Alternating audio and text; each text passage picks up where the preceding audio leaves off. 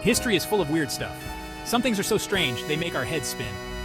We're going to look at two of these mind-boggling events today. First up, we have the Tunguska event.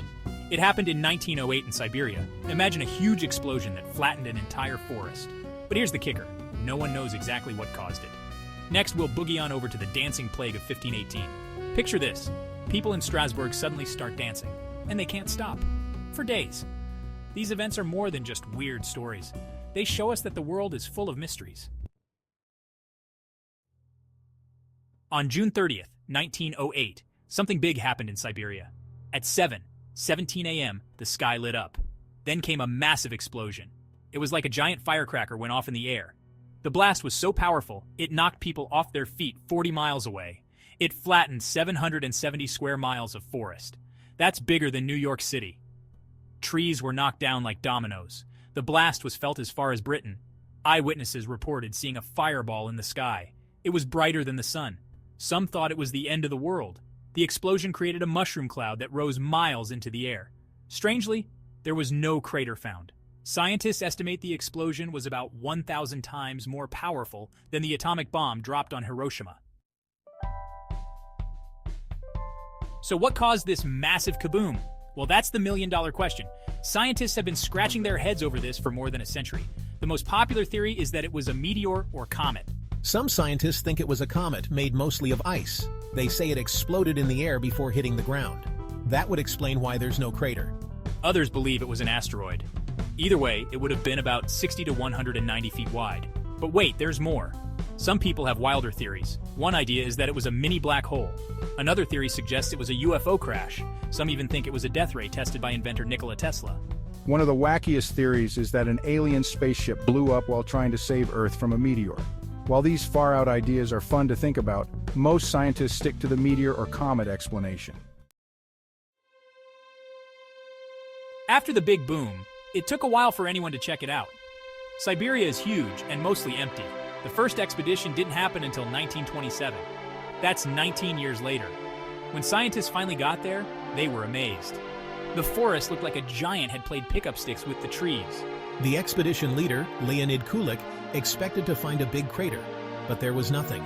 Just miles and miles of fallen trees, all pointing away from the center of the blast. It looked like a giant bullseye made of logs. Kulik was confused. Where was the meteorite? He dug and searched, but found no space rocks. Over the years, more expeditions followed. Scientists found tiny beads of rock in the soil. They also found higher levels of certain elements, like iridium.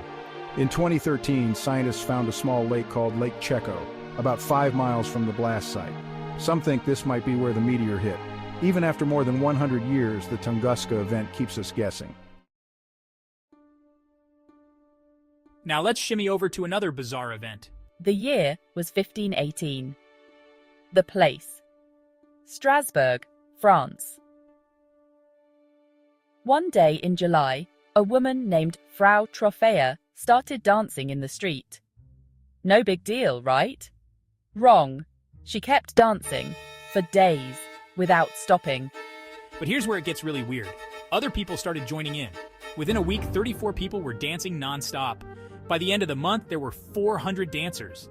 They boogied day and night. They didn't stop to eat or sleep. Some of them danced until they dropped dead from exhaustion. The town officials were freaked out. They thought more dancing would cure the dancers. So they built stages and hired musicians. They even brought in strong men to keep the dancers moving. But this only made things worse. More people joined the non-stop dance party. It was like a medieval flash mob gone horribly wrong. This wasn't Dancing with the Stars. It was more like Dancing with the Scars.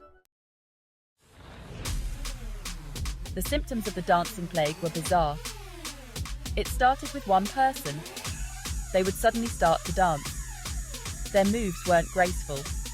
It was more like violent jerking. They would wave their arms and kick their legs. Some would jump up and down. Others would spin in circles. The dancers couldn't stop. They kept going for days or even weeks. They danced until they fell down from exhaustion. Then they'd get up and start again. Some reports say they were screaming in pain. It was as if their bodies were moving on their own. The non-stop dancing took a heavy toll. Many dancers died from heart attacks or strokes. So, what caused this dance fever? Scientists and historians have been trying to figure it out for centuries. One popular theory is mass hysteria. That's when a large group of people all believe the same false idea. It can cause real physical symptoms. Maybe the dancers thought they were cursed. Their belief made it real. Another theory blames a fungus called ergot. It grows on rye and other grains. When people eat it, it can cause hallucinations and spasms. Some think bad rye bread made everyone go dance crazy. Some researchers think it was a stress response. Times were tough in 1518. There was famine, disease, and poverty. Maybe dancing was a way to cope with the stress. It's like when you feel so frustrated, you just want to scream. Except instead of screaming, they danced. For weeks. Until they died. While these ideas are fun to think about, most experts stick to the mass hysteria or ergot poisoning theories. The dancing plague had a big impact on Strasbourg. It disrupted daily life for months. The town's economy suffered.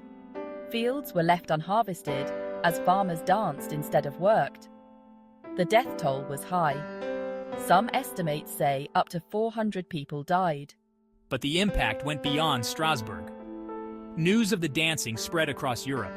It sparked fear and fascination. Some saw it as a sign from God. Others thought it was the work of the devil. It became a cautionary tale about the dangers of excess. The event left a mark on culture too. It inspired art, literature, and music. Paintings from the time show the wild dancers. Writers used it as a metaphor for social unrest. Even today, the dancing plague pops up in books, movies, and TV shows. The dancing plague also changed how we think about mass behavior.